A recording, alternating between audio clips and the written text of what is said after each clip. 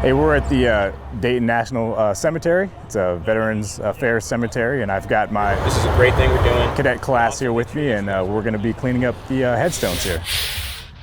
To see really their memory sort of be deteriorated by the elements, it's personal and it makes you want to do something to just pay that respect. So today they're going to actually physically be out there with scrub brushes and soap, and they're going to clean the headstones and make sure that they look nice, and we're going to be picking up trash just so that we're showing the proper respect for our veterans. Every one of these headstones tells a different story about somebody who gave the ultimate sacrifice. We actually have a cadet here today who will be cleaning the headstone of his grandfather. So I think that that's even more reason to do a good job here today. So my grandfather's name is Herman Rutland.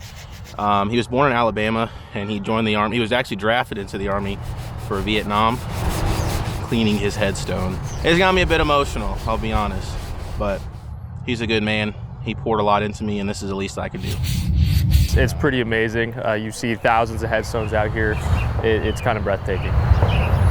Each person here, each headstone is a life of a human. And I just feel like this is really what we should all be willing to do. To have so many people here today it really warms my heart. To see that everyone else feels the same way I do. Community, togetherness, and just overall service to the people who came before.